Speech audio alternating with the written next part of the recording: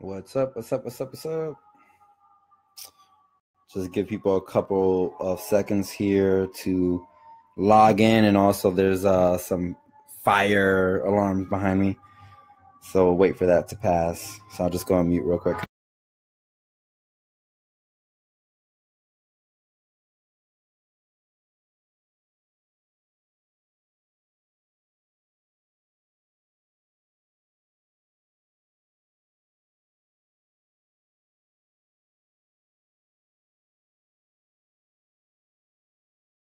Awesome. So we're gonna get started.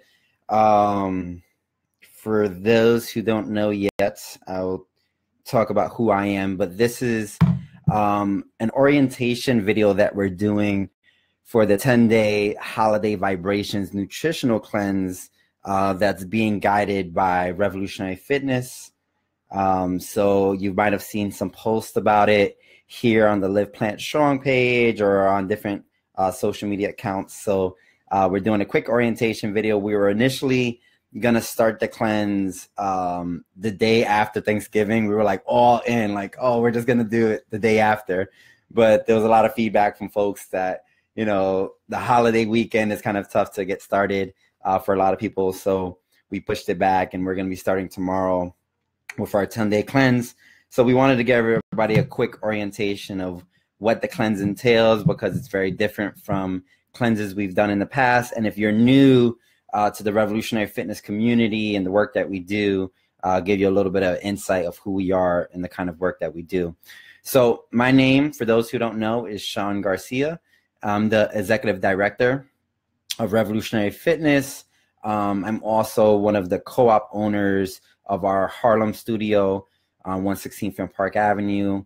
I'm one of the founders of Revolutionary Fitness. I've been around for a while now, so it's been it's almost 8 years that we started Revolutionary Fitness. So we've gone through a lot of different expressions with the organization that we don't need to get into this call. But basically, by and large, what Revolutionary Fitness is a health and fitness education organization. So our main goal is not so much the services that we provide. That's one of our main avenues to reach our goal. Our main goal is really education and empowering our community, specifically underdeveloped communities here in the U.S. and other places in the world who usually don't have access to the health and fitness education or the tools, or it's just, you know, something that is not made for us, you know, in a lot of ways. We'll talk about that throughout the call for sure. But that is our mission, is to empower our neighborhoods so that our communities can grow from within and really cultivate a healthier, more fit and more well, you know, individual and also community in turn. So one of our founding pillars is the promotion of one living plant strong. And so if you're a member of this Facebook group page, that's what this Facebook group page is. It's attributed to one of our pillars. So if you didn't know, Live Plant Strong is a page of Revolutionary Fitness, and it's one of our foundational pillars. And a lot of people sometimes think that when we say Live Plant Strong, we're proponents of vegetarianism or veganism, stuff like that. And while a lot of us are vegetarian, plant-based, vegans, all these kind of iterations of plant-based diets, that's not what Living Plant Strong means for us. Living Plant Strong means that people are really, you know, consuming and bringing in food into their body that has the living vibration, you know, that the world gives us. And most of that comes through plants and consuming more plants.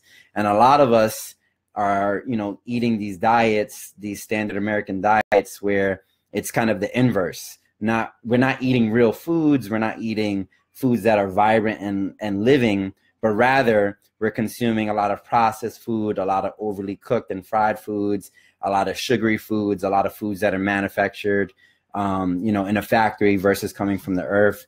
And so our goal is really to, you know, educate ourselves so that we can start changing the tide and, you know, really fighting back against the conditions in a lot of our neighborhoods where we see, you know, rampant obesity and chronic diseases, and, you know, many of our members of our family and loved ones dying from cancers. And a lot of these diseases are, of course, nutrition and health related diseases. And So, you know, that's really what Living Plant Strong means for us. And so since we got created, we have been involved in facilitating these nutritional cleanses. We have different types of cleanses that we run, some that are longer, some that are shorter, some that one would consider more intense, and some that are a little bit more entry level. And we do all these obviously to get the immediate benefits of a cleanse. So, you know, all the positive benefits, which we'll talk about. But in addition, the real long-term goal is that people go through this experience, go through the cleanse, learn more about themselves, learn more about their relationship to food, learn more about food, learn more about the injustices when it comes to food, and in turn, hopefully empower themselves to, you know, make better decisions about what they're eating, what they're consuming, what they're feeding to their families and loved ones, and all this kind of stuff, starting these conversations. So you will get a lot of benefit from these 10 days, physical, spiritual, emotional, but the long-term effects is really what we're working towards with this kind of work. So that's the kind of long and short of it. And again, if you have questions as we're going into this orientation, feel free to leave it in the comment section. If I can't get to it, one of the other moderators who will be online will get to it as well. And then if you're watching this after we film it live, you can still continue to ask those questions, and one of the moderators, facilitators will chime in and give you feedback. And also, too, feel free to give feedback to one another, because even though some of us are, you know, more well-seasoned in this stuff and have a more traditional kind of training, you know, nutrition and things like that, there's something that all of us bring to the table in terms of these conversations with food and how we can start establishing better relationships. So this 10-day cleanse, we're calling it the Holiday Vibrations Nutritional Cleanse. And of course, that's tying into the holiday season. So there's a lot of holidays going on. This is the time of year where people are really in holiday mode. And there's a lot of good things about that, a lot of bad things about that. But one of the things that we commonly see fall by the wayside, no pun intended, is nutrition. Nutrition becomes very hard to manage during the holiday season because, you know, there's a lot of parties and activities that people are going to. You know, when it comes to spending time with family and friends and loved ones and coworkers and celebrating the year or celebrating a given holiday, a lot of that is also tied to food. And, you know, many of that, you know, that's a good thing. It should be tied to food. Food is a great way to show love to one another and express gratitude to one another and celebrate. But at the same time, you know, the foods that we're eating are not always necessarily the best foods. And that's okay too. You know, we're celebrating, we're having fun, sometimes eating things that we know are not the best thing for our body. As long as we're conscious of that sacrifice, that's all good.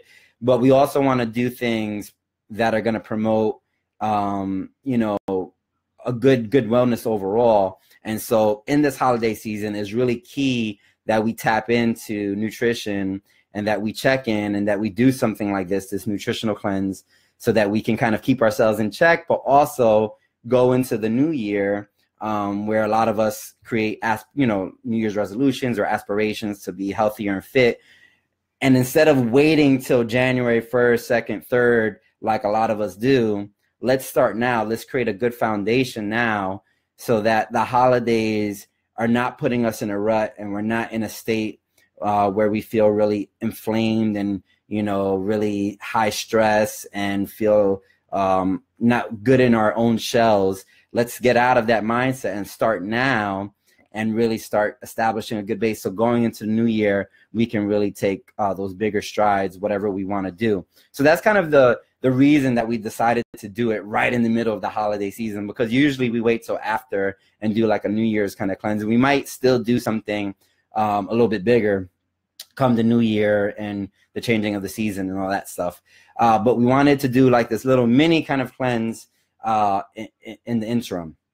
So I want to talk today about what the cleanse looks like, because we've gotten a lot of questions. A lot of people are thinking about our past cleanses and thinking that this cleanse will be like our past cleanses.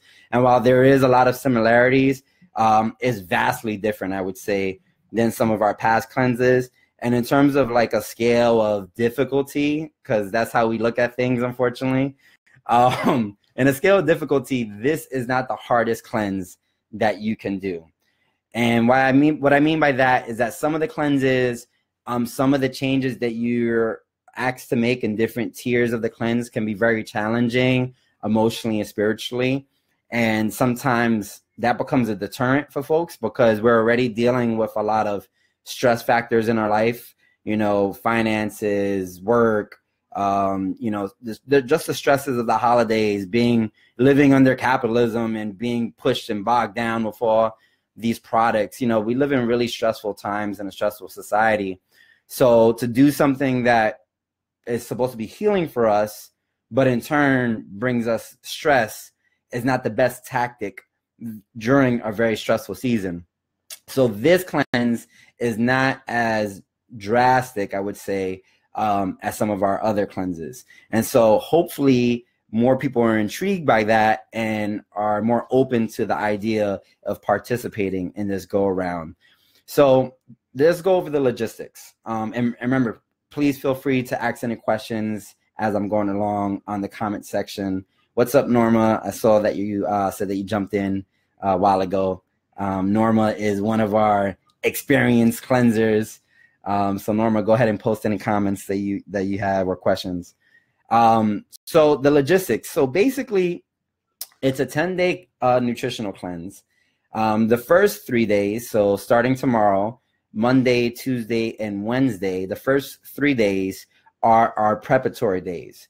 These are the days where we're kind of getting our bodies in the right state of mind. What's up, Heidi? How you doing? So we're getting our bodies in the right state of mind. We're starting to intake more water, and that's some adjustments for a lot of our bladders because a lot of us are chronically dehydrated, not drinking enough liquids and water. And so getting your bladder adjusted is a big one over the 3 days. Getting socially adjusted, right? So like figuring out where you're going to eat during your lunch break, how you're going to handle telling your family and loved ones that you're on a cleanse, you know, like figuring all that stuff out is really, really key because the social dynamic and what it plays into, you know, how the social dynamic plays into nutrition is big for a lot of us. So Norma said, the first cleanse changed my life. She dropped 25 pounds in 24 days. Wow, I didn't realize those 25 pounds in 24 days. Aisha said, wow, I'm excited. Need this right now. Yes, Aisha, what's up? So yeah, so that's the first 3 days. It's kind of like this slow adjustment into the cleansing, the full-on cleansing. So if you're watching this video and you're like, oh my God, I didn't do any shopping, I'm not prepared whatsoever, I don't know what to do, don't worry about it. It's not that stressful. The first 3 days are really pretty basic. It's about waning down on the consumption of certain foods and all this kind of stuff. Also, too, we're going to talk about coffee in a little bit because this is a little different from past cleanses in terms of coffee. And I know a couple of you who are online right now are going to be very excited about that. So it's 3 days of preparation and then 7 days of the cleanse portion, right? Like the technical cleanse portion. Oh, that's Aisha. She's nervous. So the 7 days is really like the meat of it. That's going to be the more challenging part. So that starts on Thursday, and that'll carry over, I guess, into the following Wednesday, I think is the new date.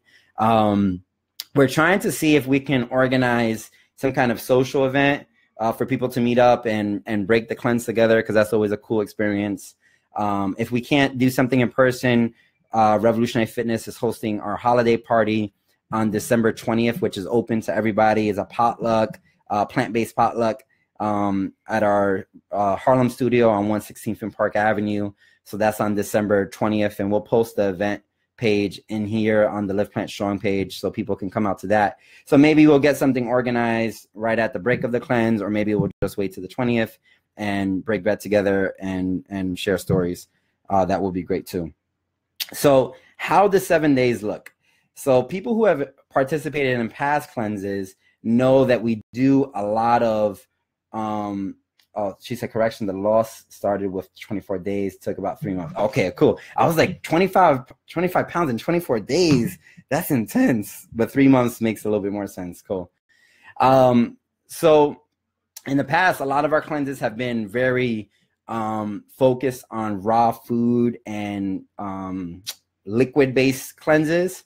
And a lot of those cleanses, they're very specifically trying to target hormonal stimuli and also giving a big break to the digestive system so that colon health can be restructured. And those are great, and we love them, and we're going to do more of them. But those usually are best done around seasonal changes. And in the Northeast, where we're based here in New York City doing the cleanse, others might be in other parts of the world, but in New York City, it's pretty cold this time of year. It's going to get even colder. And so when one is doing a cleanse, one has to consider how that cleanse is going to work in the climate that they are in.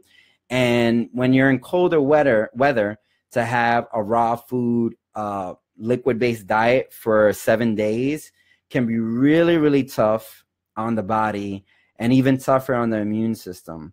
And so while people do it and have built up the resiliency and acclimated to do it, most people will not have the best success and will not enjoy the process if they're not bringing any warm food into their body.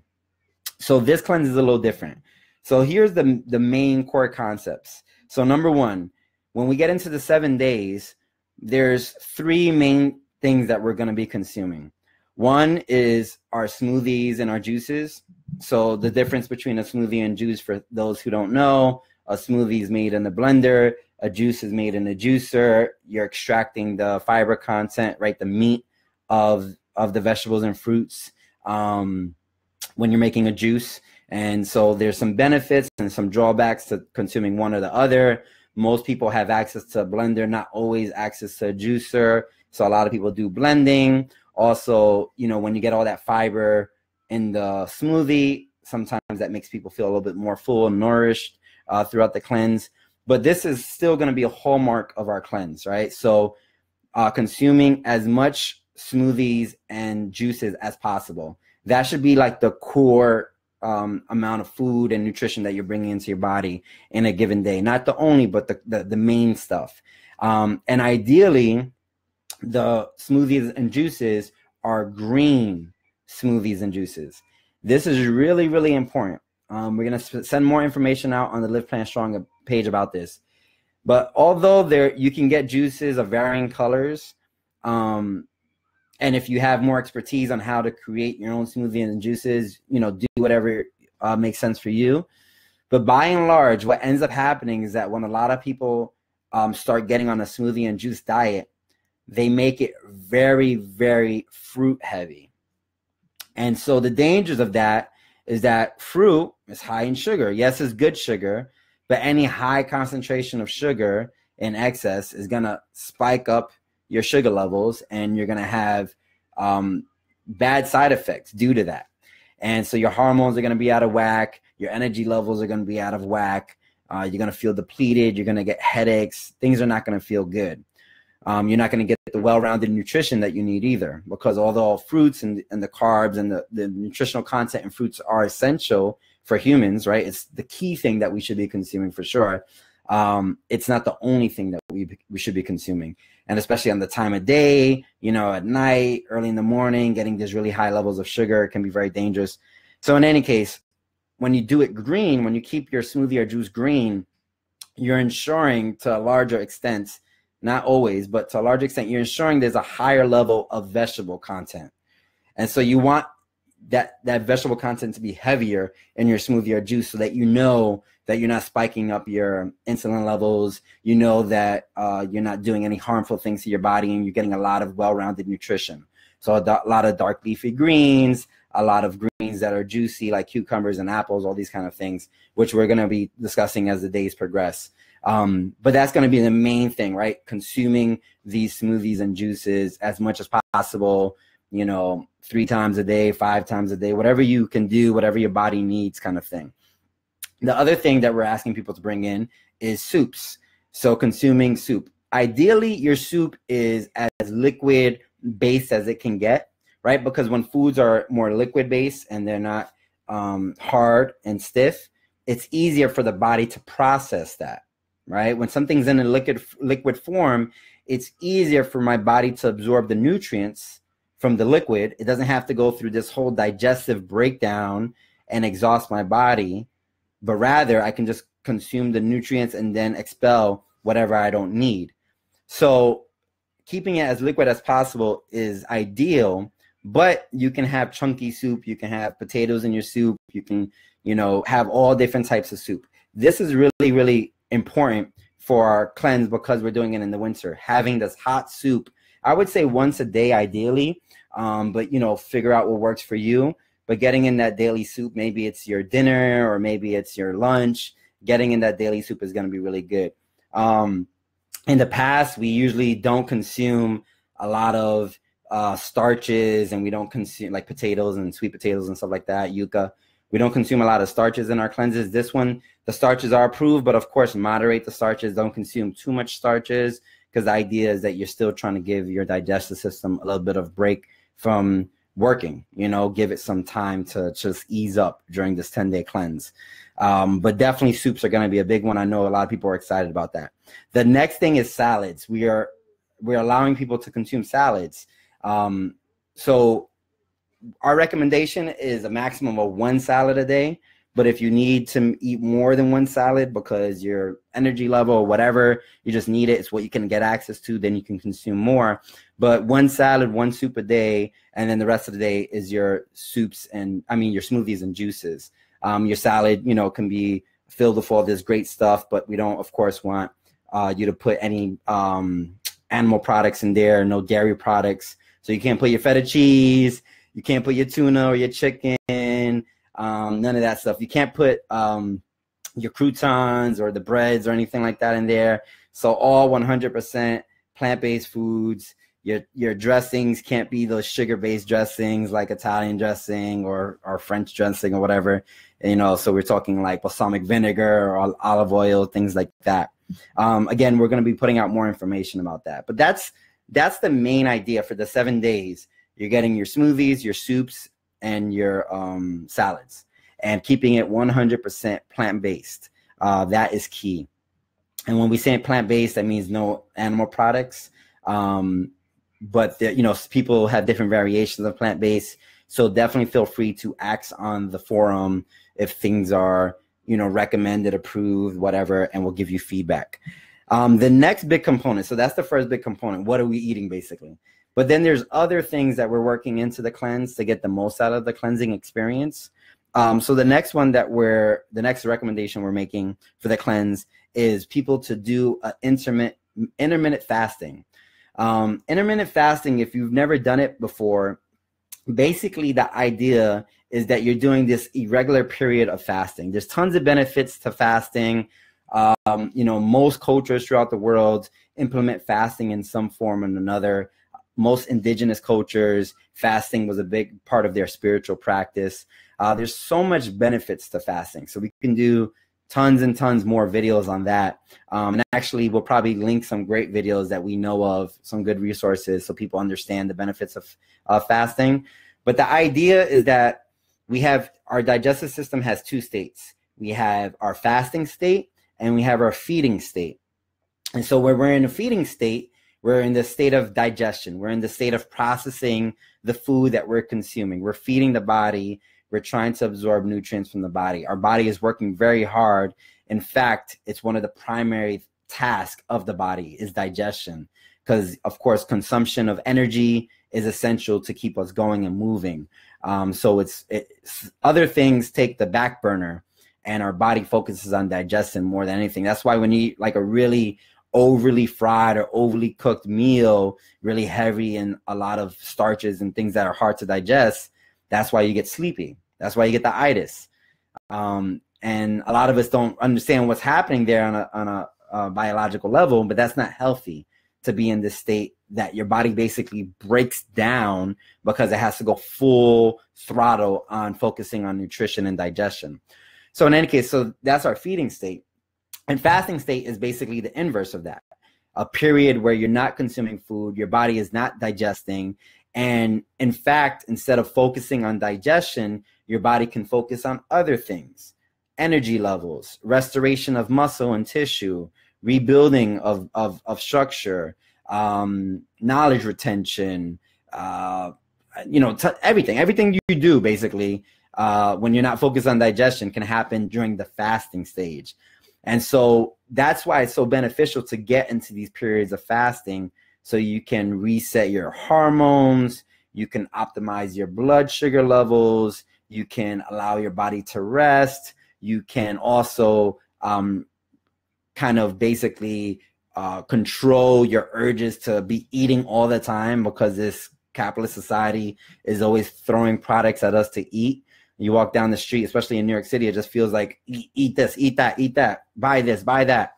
And so when we say, no, I'm not going to, eat every second of the day, but rather go through these periods of fasting, it could be a very liberating process. And for those who have done fasting, maybe you can share your experiences on the chat as well. So the recommendation, there's different ways to do intermittent fasting. The recommendation that we're giving is the 16-8 ratio. So basically 16 hours of the day you're fasting, and 8 hours of the day you're in your feeding stage. So when you're sleeping, you're fasting, right? Unless you ate like something massive right before bed and went to sleep and you're still digesting and all that kind of stuff. Generally speaking, when you're sleeping, you should be fasting. So that's already part of that 16 hours. So you would imagine, say you worked a regular 9 to 5, you could do something like a 12 p.m. to 8 p.m. eating period, right? So there's 8 hours of the day that's your eating hours. That's when you consume all your calories.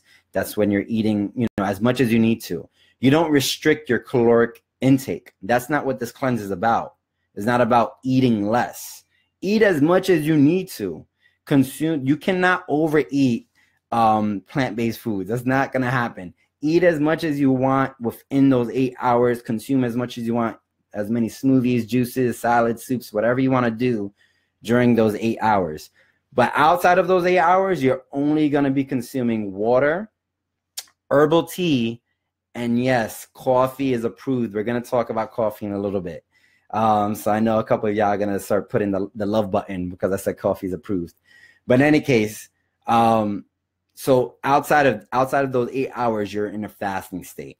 And so it can be different for everybody. For many, the 12 to 8 works. For others, maybe you get home late and you have dinner late just because of what your work demands are. Like for me, for instance, sometimes I'm working until 9 o'clock at night. I don't get home till 10 o'clock at night.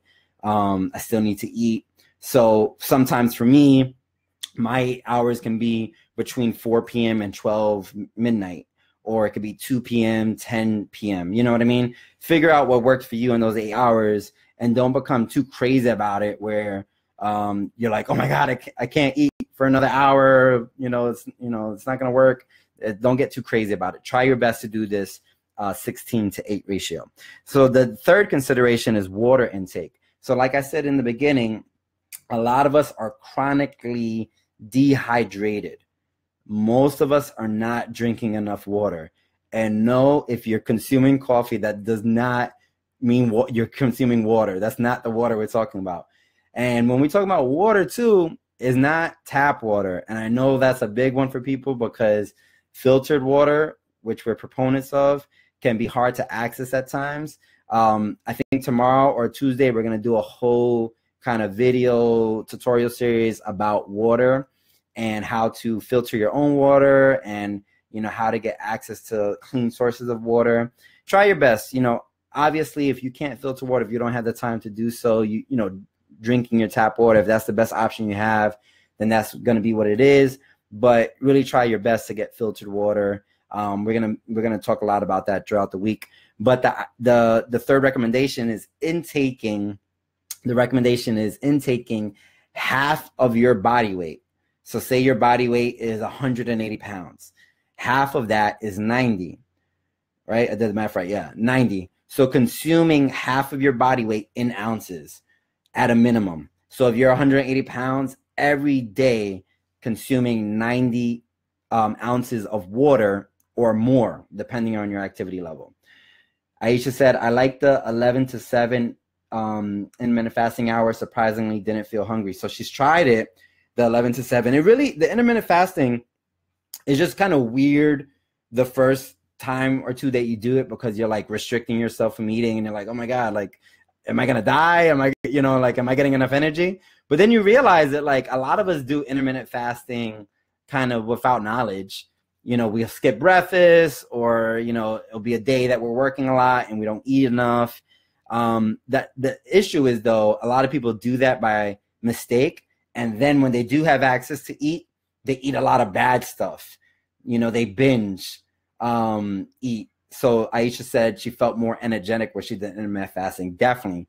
The first day or two might be a little bit rough, but then after that, you feel tons of energy, because like I said, a lot of our energy is expended and used on digestion. And when we finally get to break away from that, we have energy for so much other stuff. So it's really, really an empowering process. So we're going to talk more about intermittent fasting this week. It's a great thing. Back to the water intake. So 50% of your body weight in ounces. So again, the example of the 180-pound person consuming at least 90 ounces of water. I think like a Poland Spring bottle is like 16 or 17 ounces or something like that. So I'm not going to act like a math whiz right now, but imagine, you know, 90 divided by 17, you know, that's probably like, I don't know, I'm going to make a fool of myself. It's probably like 5 or 6 bottles of water or something like that. So if you can imagine, that's not that much, but you'll be surprised that most of us don't consume that minimum every day, and we just don't know it. So when you have this 10 days where you're kind of mandating yourself to consume that minimum of half your body weight, it could be really surprising. But consuming more water does great things. It replenishes the body, of course. It hydrates the body. It also reduces inflammation. So a lot of inflammation that we have in our muscles and in our joints are due to the fact that we're dehydrated. You know, it's going to clear up your skin. So if you're having any issues with your skin, Norma said avoid Poland Spring water. That's true. She buys she buys the one by, oh no, she's saying Nestle bottles Poland Spring. Yeah, Poland Spring is a horrible company. I just use it as an example because people are so used to it. But in that water tutorial, we're going to talk about some of the better brands to purchase if you can. But you know, again, if you only have access to Poland Spring, you got to do what you got to do. But so the water intake, yeah, reduces inflammation, clears up your skin, gives you energy. You know, most of our body is composed of water. So when we're not consuming enough water, we're basically going through this cellular degeneration. Our bodies are breaking down. So a lot of our existence, our food is breaking us down and making us weaker and making us get into poor chronic states of health. We're not consuming enough water. We're not getting good sources of water. So we're constantly dehydrated. So we're in these constant states of poor health and pain, and we don't even realize it because we're so used to existing in these places, you know, because we started at such a young age. We're so used to these states that we don't even know we're in pain. It's kind of crazy. So you'll see during the 10-day process that you're starting to get alleviated of this pain, this stress, this headaches, this tension. And you're like, wow, why do my shoulders feel so much more loose? I haven't been stretching that much, or like the Harlem Shake. Is because you're consuming more plant-based and more water and all that good stuff. Aisha said, is adding lime, lemon, or ginger okay? Yes, definitely. So infusing your water with different kind of you know, fruits or roots and things like that is definitely good. Just we recommend to not consume whatever you infuse it with. So if you're using lemon, you know, like try to use the lemon juice. And also when we talk about water, great ways of filtering and raising the pH level of your water is through the infusion of fruits like lemons. So we're going to talk a little bit more about that, and you know, minerals like sea salt and stuff. So that's the third recommendation. So first is consuming the soups, smoothies, and salads, keeping it 100% plant-based. The second one is the intermittent fasting, the 16-to-8 ratio. The third one is the water intake, 50% of your body weight in ounces you're consuming as a minimum. And then the next one is a daily consumption of fermented foods. So fermented foods, these are amazing. tons of probiotics, tons of nutritional value. When we ferment a lot of our foods, we're basically bringing more life out of them and getting so much more benefit from the foods. So, and also too, fermented foods are really, really important for gut health. So as we're consuming good things and trying to restore our gut and our intestines and make everything work more properly, as we're in that process of rebuilding our gut, having the fermented foods is going to be essential for the rebuilding of the gut. Also, fermented foods are really, really important for female organs and persons who are born with female organs. Consuming a lot of fermented foods is going to be really, really essential to your overall health for everybody, but definitely folks with female organs. And if you're going through menstrual cycle while you're going through the cleanse, you're double cleansing. That's going to happen to a lot of y'all because when you start getting into these cleansing periods, it kind of triggers other forms of cleansing. Your body's like, yes, let's do it all at once. So a lot of y'all will experience that. Consuming the fermented foods is going to be really, really helpful during that process as well. So when we talk about fermented foods, right, we're talking about our pickles, we're talking about the kimchi, we're talking about our sauerkraut, we're talking, the list goes on of different fermented foods, kombucha, all this kind of stuff. So we're going to do another kind of post about fermented foods, the benefits of fermented foods, how to access fermented foods. You're probably eating fermented foods and you don't even realize it. And you probably thought it was like a weird kind of obsession that you had with pickles and didn't realize all the great benefits from it. But in any case, so we're going to talk more about that. So that's the fourth one. And then the fifth one is not really a core foundational concept to the cleanse, but we want to mention it because it's always a big one for people. So on this cleanse, we are not restricting coffee intake. So on past cleanses, we usually do. We wean people off of coffee. So the 3 days of preparation, by the end of that, people are usually off coffee or trying to be off coffee. And there's tons of benefits to doing that. And you should go through coffee cleanses periodically, especially if you're consuming it a lot. But again, back to that point of this being a very stressful season of the year and not trying to add more stress with our cleanse, we find that coffee restriction and what comes with that is usually a big one for people physically, spiritually, emotionally, culturally. Getting away from their coffee and the coffee addiction can be very, very hard. So even though we're not calling for people to not consume coffee, we are asking that people reduce their levels of consumption. So we're asking that during the cleanse that one is consuming no more than 12 ounces of coffee a day and not consuming any coffee after 1 p.m. So no afternoon or evening coffee breaks or anything like that. Really trying to consume that coffee, the 12 ounces. If you are going to consume it, some of you might just wane off of it altogether. But if you are trying to restrict it to those early hours, during your fasting period, if you need some extra, energy throughout the day, whatever it is, go ahead and drink your coffee, but no more than 12 ounces. And I would say also too, don't drink coffee at the top of the day. At least give yourself an hour or two every day, being awake, consuming water with apple cider vinegar, with lemon, whatever it is.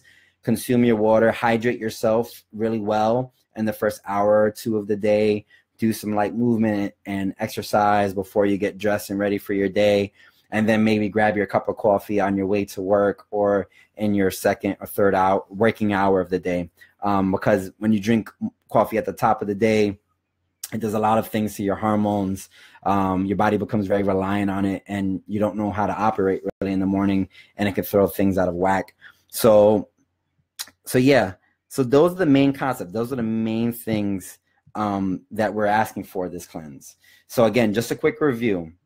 Norma said, I'm super addicted. So glad to hear this. I'm addicted too. I think we all get into our little coffee addictions, but I always blame it on being Puerto Rican. And that definitely has a lot to do with it because it's kind of part of our culture, the coffee bean. But at the same time, I know that I consume way too much coffee. I can go days consuming like 4 or 5 cups of coffee. And you know, being all messed up and wired and not resting well and all that kind of stuff. So I know when I get kind of out of hand and I need to go through a cleanse to kind of weighing down on it. So I'm glad that we're doing, you know, the no more than 12 ounces this go around. All right, so quick review. First fundamental principle of the cleanse is that the main thing that you're consuming is smoothies and juices, primarily green smoothies and juices. You're also consuming 1 or 2 soups and salads a day. So you're getting this, you know, a non-liquid meal in via the salad. And then you're also getting some cooked foods, some hot foods in the form of the soup. The second principle that we're promoting during the cleanse is the intermittent fasting, a 16 to 8 hour split. The third principle is the water intake, being 50% of your body weight in ounces as your minimum consumption of water every day. And then the fourth main principle is the daily intake of fermented foods. So a big help is going to be during the fasting periods, the herbal teas. So consuming a lot of different types of herbal teas with different benefits, you know, benefits for your gut, benefits for your sleep, whatever it is. Experiment, get playful with the herbal teas that you're drinking. There's a great tea shop in Chinatown called Sun's Tea Shop. It's over on Mott Street, and I forget the cross section, but like 1 block in from Canal, right next to the Haagen-Dazs. So you'll find that tea shop, and she has some great teas in there, and she'll give you some great recommendations. So if you have some specific things that you're working on during the cleanse, you know, maybe you're trying to get rid of inflammation in your joints. Maybe you're trying to moderate your hormones in your menstrual cycle. Maybe you're doing some cancer recovery work. Maybe you're doing some pre and postnatal work. Maybe you are pregnant. Maybe there's some herbal teas that you want specifically for that.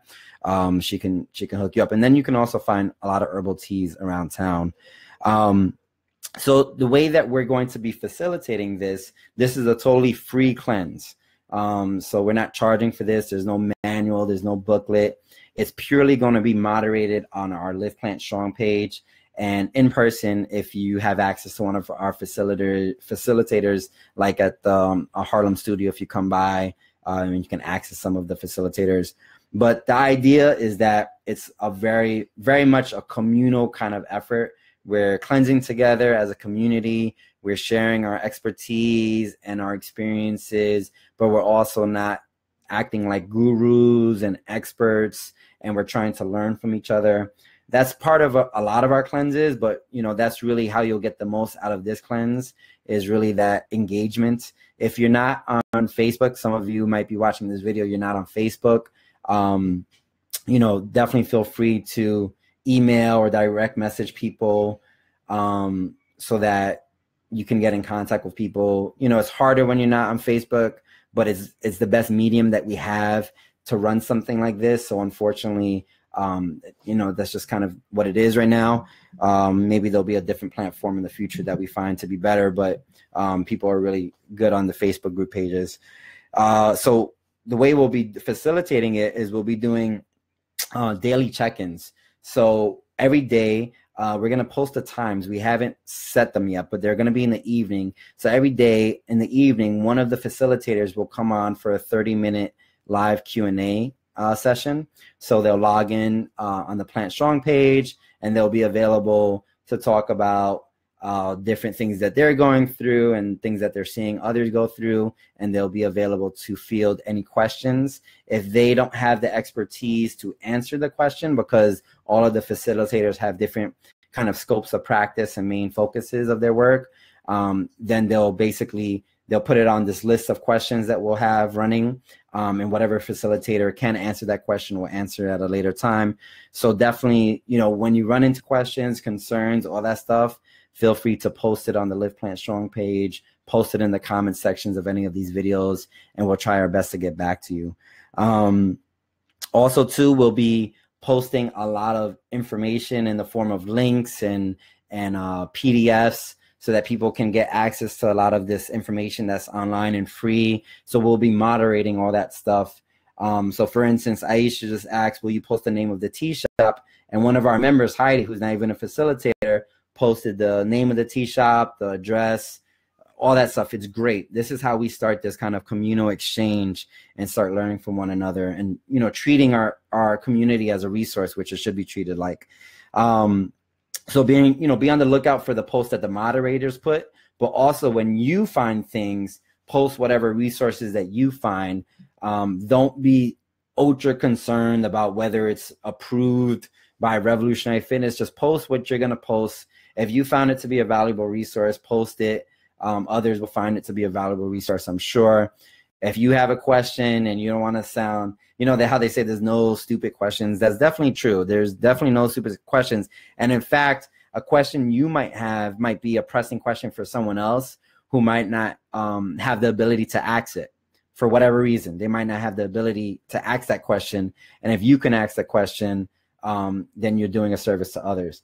So Aisha said, if you're taking any blood pressure or blood sugar meds, monitor closely because you may see a drop and need less meds. That's right. So Aisha, definitely share your expertise on things related to blood sugar and diabetes, which you definitely have a strong knowledge base on, because during these cleanses, good things can happen from going to a more plant-based diet. You can see the need for less meds. You can see regulation of blood sugar. But also, if people are not doing things properly, there can be some irregularities of blood sugar. And so you always want to consult a professional, Aisha being one of those professionals, but you can consult professionals to get some feedback on your blood sugar. So definitely feel free to post about that stuff, because especially in our communities where diabetes is like, you know, 1 in 2 people. I don't even know what the rates are. They're crazy. The rate, Aisha could probably share the rates of diabetes within people of color communities. But, you know, basically a lot of us have to deal with it one way or another, our families. A lot of us are pre-diabetic, all this kind of stuff. So this becomes a real pressing issue, a life and death issue for us. So we need to have these conversations. And then the last thing that we're going to do is give everyone some guidance, in addition to the 4 principles, some guidance on the prep days, what the prep days will look like. So each day we'll post what's happening that day. So I'll quickly go over the prep days, but again, we'll post it again on the Live Plant Strong page. And again, feel free to ask any questions as we're going through this. We have another 14 minutes scheduled, so you can ask any questions or make any comments that you want. Actually, let me see something.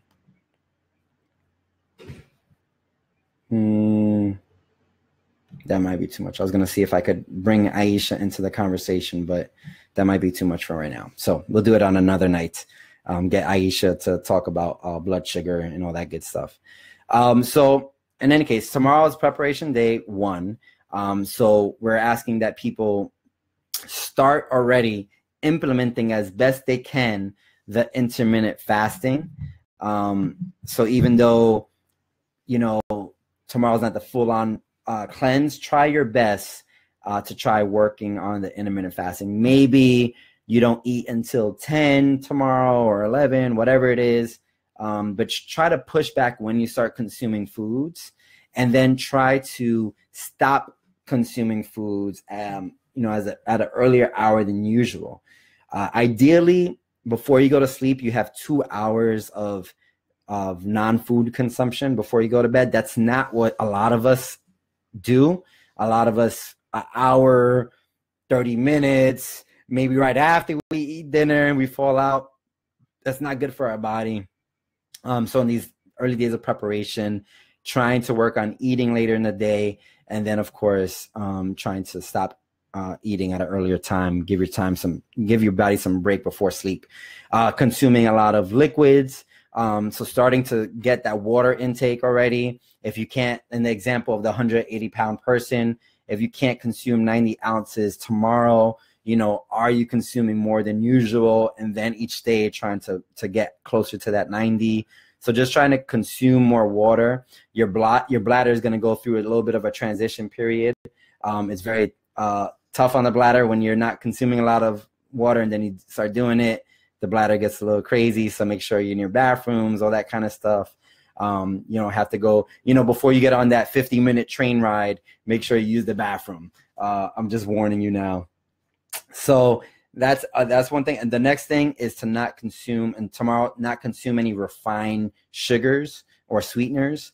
So any processed sugar, white sugar, Splenda, all these kind of things, don't try to consume that tomorrow. Start cutting that out. Also, foods that contain these sweeteners, candy, processed breads, all this kind of stuff, try to wane off of all that stuff as well. And then the last thing we're asking is that people start bringing down their coffee intake. So if you're like me and you're consuming close to like 3 cups a day, maybe tomorrow you only do 2 cups or 2.5 cups or whatever, but just try to bring down your coffee level on day 1. So that's tomorrow, Monday. The second day, we're going to discontinue eating any animal products, any animal protein rather. So no meat, no dairy, any of that stuff.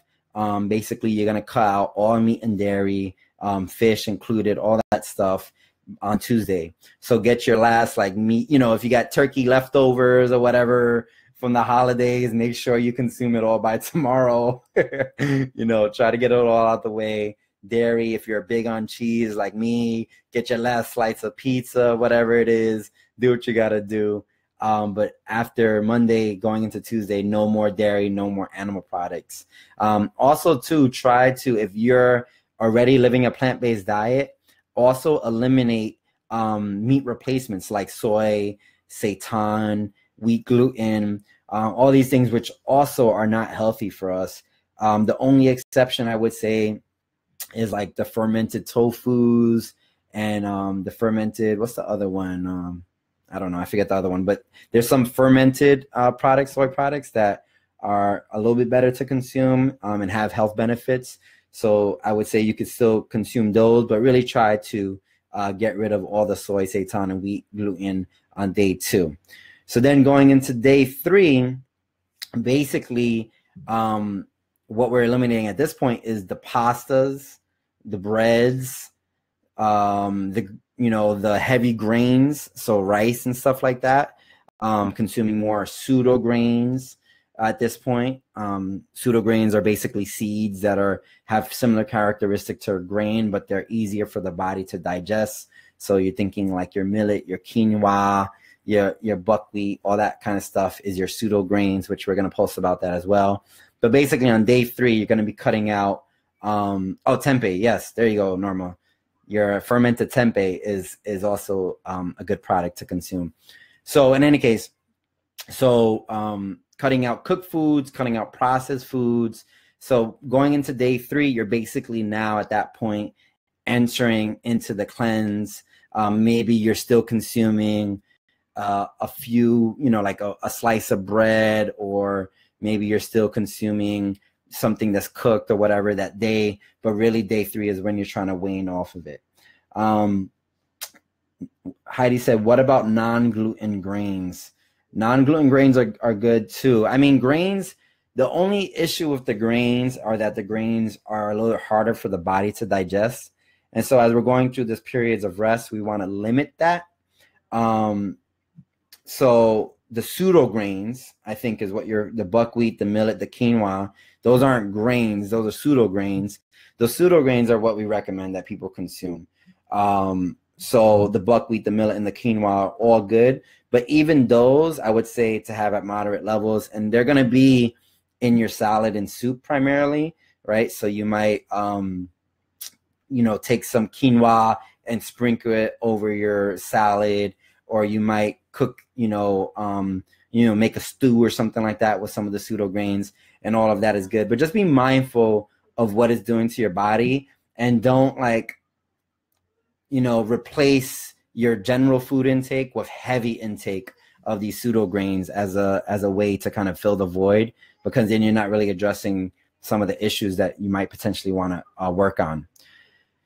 So those are the 3 preparation days. And then when you enter into Thursday, we're full on in the cleanse. And at this point, you're getting the intermittent fasting, the water intake, the fermented foods, you're consuming all the right things, the 100% plant-based diet. And that's really when you enter in full throttle. And so the biggest hurdles that I see just from experience are the social hurdles. So again, how will you eat on this cleanse when you're working?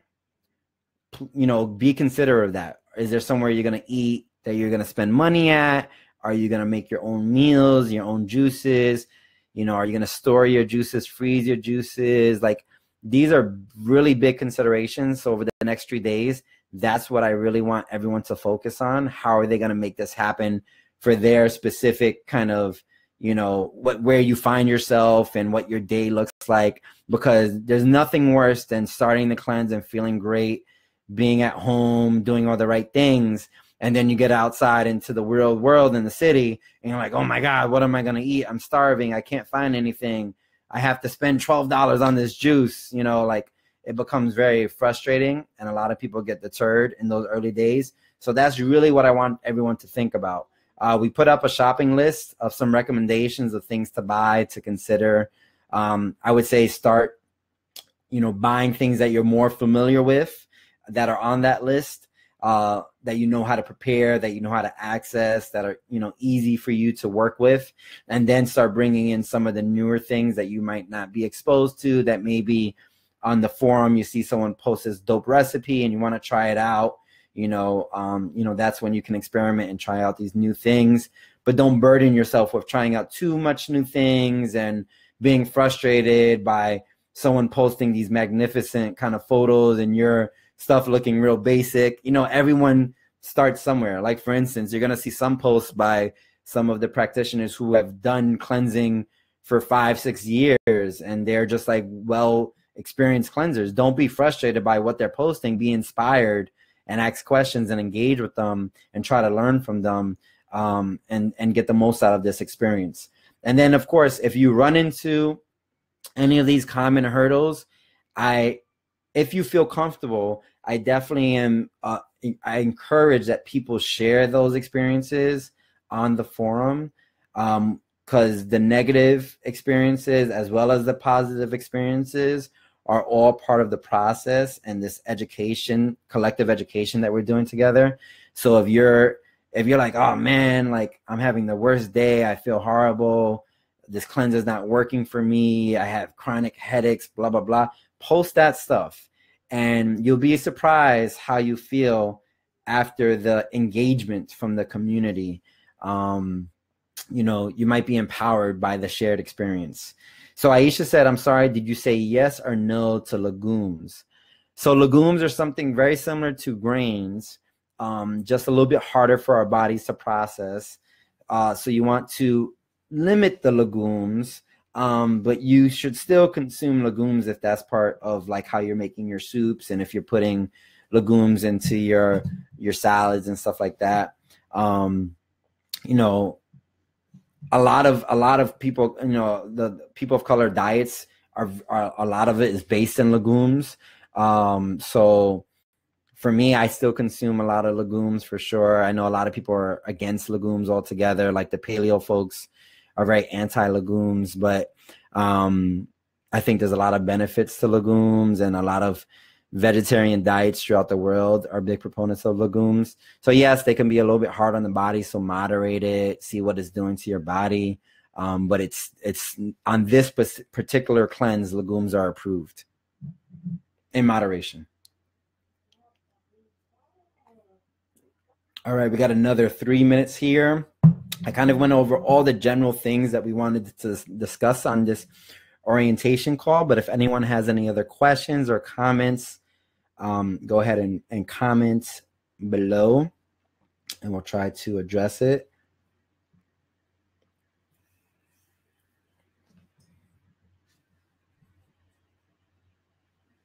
Also, too, the facilitators, the moderators for the cleanse are going to be Jenny Data from New York City, my partner Jenny, who everyone knows is really, really high level when it comes to understanding plant-based nutrition and cooking in general. So Jenny's going to be a really, really good resource. We also have Kyla Polino. Kyla's a healer in so many different ways, and brings a very high level understanding of healing and restoration. So she's going to be a good resource as well. So Norma says, I eat lots of nuts. No nuts, right? So on this particular cleanse, nuts are approved, but just like the whole conversation with the legumes and the grains, we want to eat nuts in moderation. In fact, what is better are seeds. So a lot of people confuse nuts and seeds and see them as the same thing, but they're really not. Seeds are really, really great for us, easy for our bodies to digest, high levels of protein. Norma said, can't we just have Jenny provide all our meals? I think Jenny's going to be starting some online nutrition coaching. So that's definitely going to be a resource that's going to be available in a couple weeks. We've been pushing Jenny to do it, and she's been so busy the past couple of years, but I think she's ready to get it going with our support. So if you're interested in getting some more specific nutritional guidance post the holiday vibrations cleanse, definitely there's going to be opportunity to work with Jenny more one-on-one. So, and then our other moderator is going to be, back to the seeds. I'm sorry. Norma said, I've been meaning to get into seeds. So yeah, seeds, like the pseudograins, which I talked about before, are seeds, but also like our pumpkin seeds, our sunflower seeds, our chia seeds, our, hemp seeds. All these seeds are really, really great for us. Superfoods, but all that kind of stuff. But consume more seeds, I would say, than nuts. Keep your nuts in moderation. But the nuts is a big question, because then nut milks like almond milk, cashew milk, all that kind of stuff that people want to use in their smoothies, all that is approved this go around. So you could definitely use them. But just again, in moderation, being mindful of what it's doing to your body, how your body is digesting the nuts, all that good stuff. And then our last facilitator is Kimberly Barzola, who is in Boston. And Kimberly has a really, really strong background in plant-based nutrition. And so she's going to be a really good resource on just talking, getting into the nooks and crannies on the science behind all this stuff, and how to basically decolonize your diet during the cleanse and going forward post-cleanse. So Kimberly is going to be a great resource too. So we're excited to have her on board. And of course, myself, I'll be the fourth facilitator. And so I'll be available to help everyone as well. Cool. Awesome. So be on the lookout every day for the varying support material that we're going to be posting. So like tomorrow we'll post, what the preparatory day one is, the stuff I summarize, we'll post that. We'll post some support material. Maybe it's the water conversation. Maybe it's the blood sugar conversation, whatever it is. Be on the lookout for that. Encourage your friends to participate. The Live Plant Strong page is a free, open to the public group page. So if you all could just take a moment as you're watching this video to invite 20 of your friends to the Live Plant Strong page. Maybe they do the cleanse. Maybe they just observe this go around. Maybe they just learn from some of the resources that are posted on this page. Right now, I think we have about 800 users on this group page, which is great. But we should have 8,000. Why not? Especially since this is a people of color led page, and really focused on the communities that are dealing with the biggest crisis when it comes to food. Let's get as many people on this interface as possible. So Norma said only 10 8-ounce glasses for a 155-pound person. Exactly. So it's not as big of a commitment as one would think. It's just making that commitment. All right, cool. So yeah, be on the lookout for the resources. Be on the lookout for the other facilitators. Post any questions, comments, concerns, experiences, all that good stuff. And we look forward to an exciting 10 days to come. And we'll let you know if we do anything to break the cleanse together, or if we're just going to utilize the December 20th holiday party to hang out with one another. All right, so let's continue to move together, eat to move, holiday vibrations, Live Plant Strong, all that good stuff. Use the hashtags. And we'll see you soon. All right, peace.